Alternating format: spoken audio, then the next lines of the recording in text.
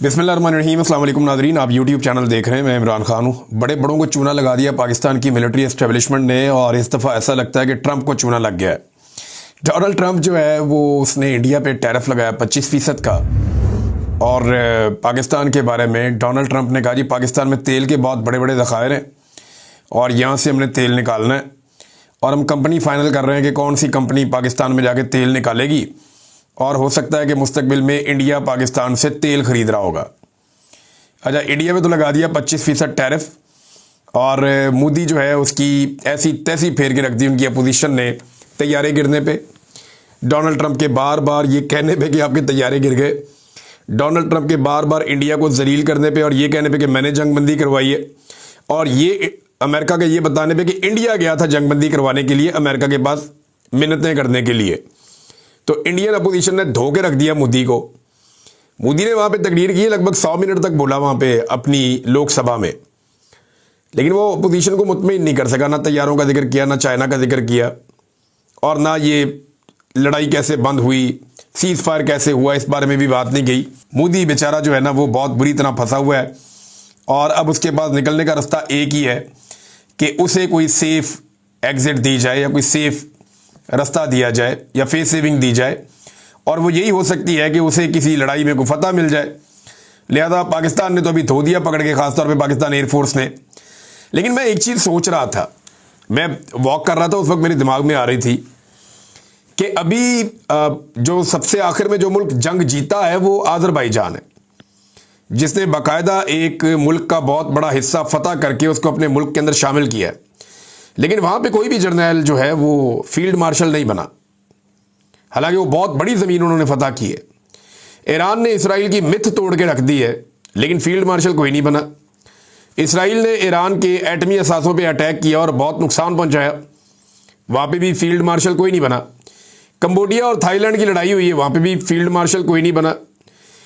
Russia और Ukraine की लड़ाई चल रही है गुज़िश्ता 3 साल से, वहाँ पे भी कोई फील्ड मार्शल नहीं बना।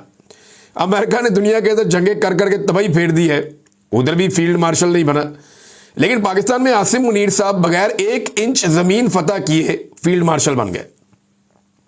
देखिए ना, कश्मीर फतह होना भी बाकी है, या फ़लस्तीन को आज़ादी दिलाना, ये 2 चीज़ें हमें पाकिस्तान की हमेशा फ़ौज बताती रही है कि पाकिस्तानी वो फ़ौज है जो जाएगी और जाकर यरूशलेम को आज़ाद करवाएगी, ये हमें हमेशा बताया गया। दूसरा ये कहा गया कि श्रीनगर में जाएगी और जाके कश्मीर को आज़ाद करवाएगी, और हिंदुस्तान के हुक्मरानों को जंजीरें डाल के ये पाकिस्तान में लेकर आएंगे, ये हमेशा पाकिस्तान की फ़ौज कहती थी। इनमें से कोई भी काम नहीं हुआ और आसिम मुनीर साहब फील्ड मार्शल बन गए। हालांकि चाइना की मदद से पाकिस्तान ने इंडिया के तैयारे गिराए थे, और ये पाकिस्तान एयरफोर्स का एक कारनामा है, लेकिन आर्मी चीफ इसमें फील्ड मार्शल बन गए। हालांकि कुछ हमारे टाउट ऐसे दोस्त हैं जो कह रहे थे कुछ 400 के करीब चौकियां मकबूजा कश्मीर में ये दावे कर रहे थे कि फतह कर ली हैं, और पाकिस्तानी फौज बहुत अंदर तक कई किलोमीटर तक मकबूजा कश्मीर के इलाके फतह कर चुकी है। एक भी चौकी का विजिट अभी तक नहीं करवाया गया, 1 इंच जमीन भी पाकिस्तान ने हासिल नहीं की, लेकिन फील्ड मार्शल बन गए। बहरहाल चले, अच्छी बात है, एक ओहदा मिल गया, और ओहदा मुबारक। कौम ने यह भी देखना था, कौम ने यह भी देख लिया। लेकिन सवाल यह पैदा होता है कि पाकिस्तान में तेल कहां से निकल आया। यानी पाकिस्तानियों को तो चूना लगता रहा 78 साल से, दुनिया को भी लगता रहा, अमेरिकन कई दफा बेवकूफ बने। हाँ, ये जरूर है कि पाकिस्तान में मिनरल हैं जो बहुत कीमती हैं, शायद बहुत सारी चीजें तेल से भी ज्यादा कीमती हैं। बहुत सारे पत्थर हैं, बहुत सारी धातें हैं, बहुत सारे रेयर अर्थ मिनरल्स हैं, मार्बल है, बड़ा दुनिया का आला क्वालिटी का, टॉप क्वालिटी का मार्बल है, जो बाजोड़ जहां पे ऑपरेशन हो रहा है, यहां पे तो मादनियात के भंडार है वजीरिस्तान में। तो ये तो हम मानते हैं कि ये है, लेकिन तेल पाकिस्तान में कहां निकला है इसके बारे में अभी मुझे हैरत है। और इतने बड़े ज़खायर हैं कि अमेरिकन कंपनियों को अब कहा जा रहा है, डोनाल्ड ट्रंप ये अनाउंस कर रहा है, लगता है कि पाकिस्तानी एस्टेब्लिशमेंट ने ट्रंप को भी चूना लगा दिया। यानी इस तेल के पीछे ये इराक गए थे, ईरान भी तेल बेचता है। पाकिस्तान में अगर तेल है तो अब तक निकल आना चाहिए था, लेकिन होगा, कोई ना कोई ज़खायर होंगे, लेकिन इतने बड़े ज़खायर के अमेरिकी सदर अनाउंस कर रहा है, ये ऐसा लगता है कि किसी ने बेवकूफ़ बनाने की कोशिश की है। आज का दिन बड़ा इंपॉर्टेंट है नाज़रीन, एक बड़ा झटका आज पाकिस्तानी कौम को लगाने की कोशिश की जा सकती है। खबर यह है कि आज 31 जुलाई है, और कौमी असम्बली और सेनेट दोनों के जो अपोजिशन लीडर हैं उनको आज सज़ा हो सकती है दहशतगर्दी की अदालत से, फैसलाबाद से। और ये अकेले नहीं है, इसके अंदर कोई 8 MNAs हैं। उमर अयूब साहब बतौर अपोजिशन लीडर हैं, 8 MNAs हैं उनके साथ, कोई 6-7 MPAs हैं। फिर इसमें एक सेनेटर हैं जो सेनेट में अपोजिशन लीडर हैं, शिबली फराज साहब, उनका भी नाम है। फवाद चौधरी साहब भी इन्हीं केसेस के अंदर है, 3 मुकदमात हैं। कमल शोजब भी इन्हीं मुकदमात के अंदर है। तो ये 9 मई के मुकदमात हैं। इनमें कोई 250 से ज़्यादा लोगों को आज के दिन में फैसला सुनाने जा रही है दहशतगर्दी की अदालत। और ये जनाब फैसला होगा कहाँ पे? ये फैसला बाद में होगा। अच्छा, इसी के हवाले से एक खबर और है कि शिबली फराज ने भी लेटर लिखा और उमर अयूब ने भी लेटर लिखा। इन दोनों ने लेटर लिखा chief justice of Pakistan Yahya Afridi को कि जनाब हमारे साथ ज्यादती हो रही है, ये किस तरह के मुकदमा चल रहे हैं, ना कोई सबूत, ना कोई गवाही, झूठ चुताली, और बात कोई सुनता ही नहीं है जज। आधी आधी रात को ट्रायल चल रहा है। ऐसा लगता है कि बहुत जल्दी है सिस्टम को हमें जो है वो सजा देने की और उसके बाद नाअहल करके हमारी सीटों पे इलेक्शन करवाने की। तो इन्होंने बताया कि ये ज्यादती हो रही है, ट्रायल नहीं हो रहा। तो इस पे चीफ जस्टिस याया अफरीदी ने उमर अयूब खान से रब्ता किया और 9 मई मुकदमात पर तहफ़्फ़ुज़ात से मुताल्लिक ख़त का नोटिस लिया और उमर अयूब साहब से अब ये जो है मुलाकात करेंगे पेशावर में, क्योंकि कुछ लोग ये कह रहे हैं कि उमर अयूब साहब इस्लामाबाद में मुलाकात से उन्होंने गुरेज किया, वो वहाँ नहीं करना चाह रहे, लिहाजा पेशावर में एक मुलाकात होगी उमर अयूब साहब की चीफ जस्टिस ऑफ पाकिस्तान से। तो क्या चीफ जस्टिस इंसाफ दे पाएंगे? तो मेरा सिंपल जवाब यह है कि टाइम को दुरवा सकते, इंसाफ नहीं दे सकते, क्योंकि जिस तरह वो आए हैं उनका आना ही एक बहुत बड़ी नाइंसाफ़ी है कि जस्टिस मंसूर अली शाह साहब की जगह आके वो बैठ गए, फिर उनके पास इख्तियारात भी कोई नहीं है। अब एक और जो इंपॉर्टेंट चीज़ मैं आपके सामने रखता हूँ, एक तो ये फैसले PTI के खिलाफ हो जाएंगे और हुकूमत क्या कर रही है, एक्चुअली एस्टेब्लिशमेंट है जो कर रही है, ये पाकिस्तानियों को मायूस करना चाहते हैं। लेकिन इमरान खान ने पाकिस्तान की एस्टेब्लिशमेंट के साथ एक टेस्ट मैच शुरू कर दिया है। पहले शायद इमरान खान को जल्दी होती थी या उनकी पार्टी को जल्दी होती थी कि इमरान खान को फौरी तौर पे बाहर निकाला जाए, ये वाला मामला किया जाए, यहाँ पे अपील की जाए, ये वाला मुकदमा लड़ा जाए, फलां एहतजाज को तेज़ किया जाए। लेकिन इमरान खान साहब को अब जल्दी कोई नहीं है। ऐसा लगता है कि इमरान खान साहब ने अपने आप को बड़ी अच्छी तरह एडजस्ट कर लिया और कन्विंस कर लिया है कि मैं अब इस निज़ाम के साथ एक लंबी लड़ाई लड़ूंगा और एक टेस्ट मैच इमरान खान और मौजूदा पाकिस्तानी मिलिट्री एस्टेब्लिशमेंट के दरमियान शुरू हो गया। अब ये जो टेस्ट मैच है, इसमें अभी तो 2 महीने का एक प्लान आया कि एहतजाज अभी शुरू होगा, 5 अगस्त को पीक पे जाएगा, उसके बाद फिर क्या क्या होगा, किस किस मरहले से गुजरेगा, ये पूरा एक कंप्रीहेंसिव प्लान है पाकिस्तान तहरीक इंसाफ के पास। इनके लोग गिरफ्तार भी होंगे, लोग निकला करेंगे, एहतजाज किया करेंगे, ये निज़ाम नहीं चलेगा इस तरह। देखिए होता क्या है कि हुकूमत की कोशिश है किसी तरह निज़ाम चले। एक साहब गिरफ्तार होकर आए, वो इंटरव्यू दे रहे थे, यानी गिरफ्तार क्या हो गया, लापता होकर ही आए, और वो बात कर रहे थे शाकिर रेवान साहब के साथ। तो उन्होंने कहा जी देखिए, मुझे कहा गया कि अगर गलत लड़के लड़की की भी शादी हो जाए ना तो फिर भी वो रिश्ता निभाना पड़ता है, चलाना पड़ता है, हम तो इनको हुकूमत दे चुके हैं, अब जो भी है टाइम तो गुजारना पड़ेगा। यानी इस तरह की बातें भी की जाती है। तो ये हुकूमत को अब धक्का लगा रही है एस्टेब्लिशमेंट, लेकिन ये इसका बोझ कब तक उठाएंगे, ये बहुत बड़ा प्रॉब्लम है। ऐसा लगता है कि दोनों एक दूसरे के खिलाफ होना शुरू हो गए और इसका आगाज सहाफ़ियों की जानिब से हो गया है कि जो एस्टेब्लिशमेंट के सहाफ़ी हैं वो PDM के ऊपर मलबा डालते हैं और जो PDM की जमातों के सहाफ़ी हैं वो एस्टेब्लिशमेंट में मलबा डालते हैं। ये सिलसिला अब शुरू हो चुका है और इसमें एस्टेब्लिशमेंट ने अब बाजू में रोड़ना शुरू करने हैं PMLN और पीपल्स पार्टी के भी बहाने से। तो ये चीज़ें आप आने वाले दिनों में देखेंगे। देखिए इमरान खान साहब ने टेस्ट मैच की बुनियाद रख दी है क्योंकि उनके पास ये इंफॉर्मेशन है कि मौजूदा हुकूमत और एस्टेब्लिशमेंट के पास मईशत चलाने का कोई प्लान नहीं है। पाकिस्तान दुनिया का वो मुल्क बन गया है जहां से सबसे ज़्यादा लोग पाकिस्तान छोड़कर चले गए हैं। कोई मुल्क से जाने वाले लोग जो हैं जिन्होंने अपने मुल्क को अलविदा किया, उनमें नंबर 1 पे पाकिस्तान है पूरी दुनिया में। आबादी में हम नंबर 1 नहीं है, बहुत नीचे है, लेकिन हम दुनिया में नंबर 1 है जो लोग मुल्क छोड़कर चले गए। और सर्वे करवा ले, हर आदमी मुल्क छोड़ना चाहता है, कोई पाकिस्तान में सरमायाकारी नहीं कर रहा। तो अदम एतमाद है एक बहुत बड़ा पाकिस्तान में और मार्केट जो है मकामी वो तबाह हो चुकी है, मुकम्मल तबाही का शिकार है। और इस एस्टेब्लिशमेंट के पास किसी किस्म का कोई भी माशी प्लान नहीं है। हाँ ये ज़रूर है कि जो एस्टेब्लिशमेंट में बैठे हुए कुछ लोग हैं वो दिहाड़ियाँ लगा रहे हैं। जैसा कि आपको याद होगा कि जावेद लतीफ़ साहब ने कहा था कि एजेंसियों के कुछ लोगों ने इलेक्शनों में दिहाड़ियाँ लगवाई और उन्होंने लोगों से पैसे ले लेकर सीटें बांटी है और जिन्होंने पैसे नहीं दिए उनको सीटें नहीं दी गई। लिहाजा अब जो ज़िमनी इलेक्शन इतने बड़े पैमाने पर करवाने की तैयारी हो रही है, जो इतलात आ रही है पाकिस्तान से, उनमें तो ये है कि लोग वोट डालेंगे इमरान खान साहब को, लेकिन उम्मीदवार जितवाया जाएगा वो जो पैसे भर के आएगा। और कीमत रख दी गई है जनाब, कौमी असम्बली की सीट और सूबाई असम्बली की सीट की ये कीमत है, इतना पैसा आप पहुंचा दें फला बंदे को और उसके नतीजे में आपको फॉर्म 47 जारी करवा दिया जाएगा। तो यहां पे लोग अपनी जेबें और अपने अकाउंट्स भरेंगे, अपने जाली अकाउंट्स को भरेंगे। लेकिन इंटरेस्टिंग चीज मैं आपको बताता हूं जो बहुत ही इंटरेस्टिंग है, ये जो मर्जी कर ले अल्टीमेटली इनको शिकस्त होनी है। अभी जो अफसरान अपनी ट्रांसफर पोस्टिंग के पैसे भरते हैं ना कई लोग, ये हमेशा से पाकिस्तान में सिलसिला चलता है। अफसरान ने पैसे भरने बंद कर दिए, अब वो कोई पोस्टिंग और ट्रांसफर लेने को तैयार नहीं, काम ही रुका हुआ है। लेकिन अफसरान की जेबें भी तब भरती हैं जब कोई काम चल रहा हो। ब्यूरोक्रेसी की मुझे तब होती है जब मुल्क के अंदर मईशत का साइकिल चल रहा हो, फिर उनकी मौज होती है। अब मईशत का साइकिल चल नहीं रहा तो लोग अब ट्रांसफर पोस्टिंग के लिए भी पैसा खर्च नहीं कर रहे। दो चार चीजें मुझे पता चली कि फलां पोस्ट के लिए फलां बंदा पैसे भरना चाह रहा था लेकिन उसने इनकार कर दिया, जी मैं नहीं। और लोगों को यह भी पता है कि हमें 3 साल के लिए तैनात किया जाएगा और पता चले कि दूसरे महीने पाकिस्तान में इनकलाब आ गया है या लोग गले पड़ गए एस्टेब्लिशमेंट के और सारा निजाम बदल गया, तो मैं 3 साल के पैसे भर के फौरी तौर पर फारिग हो जाऊं तो मेरे पैसे कौन भरेगा। तो ये इस तरह के मामला पाकिस्तान में एक बेयकीनी की सूरत हाल है जो चल रही है।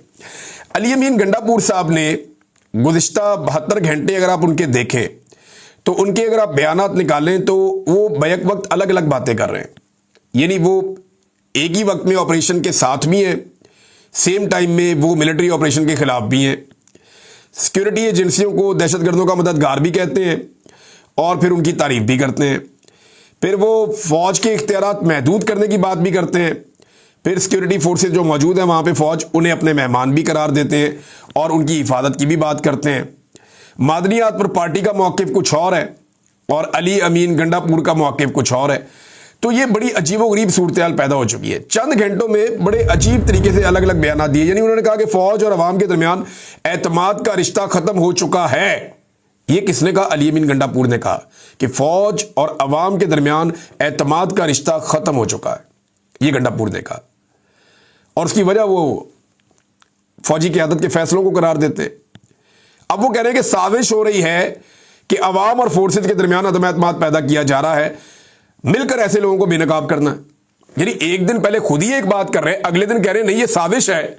तो क्या एक दिन पहले अली अमीन गंडापुर साहब साजिश कर रहे थे? यानी मुझे बहुत हैरत हो रही है कि गंडापुर साहब को क्या हो गया और वो खुद भी कंफ्यूज हैं। ऐसा लगता है वो समझ नहीं पा रहे कि उनको क्या कहना है और क्या नहीं कहना।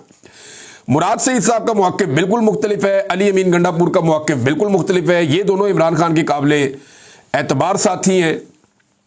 इमरान खान साहब के दो ऐसे साथी जो अगर आप कहें खैबर पख्तूनख्वा में सबसे ज़्यादा इमरान खान साहब के करीब रहे, जिन पे उन्होंने बहुत ज़्यादा एतमाद किया, तो यानी दो, बाकियों में से दो और बहुत सारे हैं। झगड़ा साहब पे इमरान खान साहब को बड़ा भरोसा है और बहुत सारे दोस्त हैं उनके इमरान खान साहब के। जुनैद अकबर पे बड़ा वो भरोसा करते हैं, बाकी लोगों पे भी करते हैं। लेकिन अली अमीन और मुराद सईद की एक जगह है। अब मुराद सईद बिल्कुल एक डिफरेंट लाइन लेते हैं, अली अमीन बिल्कुल एक डिफरेंट लाइन ले रहे हैं। दोनों का ज़मीन आसमान का फ़र्क है। लेकिन इमरान खान साहब का मौक़िफ़ जो है वो मुराद सईद के मौक़िफ़ के करीब तर है। मुराद सईद ने कहा, मेरे पाकिस्तानियों, आपको अंदाज़ा नहीं कि वाटर गोलों, गनशिप, हेलीकॉप्टरों और ड्रोन्स के साए में अमन की आवाज़ उठाना कितना मुश्किल है। बंदूक की नाली के सामने अदम तशद्दुद का नारा बुलंद करने के लिए कितनी जुर्रत दरकार होती है। बाजोड़ के अमन के लिए निकलने वालों को सलाम। अमन के लिए मुत्तहिद करने वाले बगैर इश्तिहार और बैनर पोस्टर के मुहिम कैसे चलाते हैं?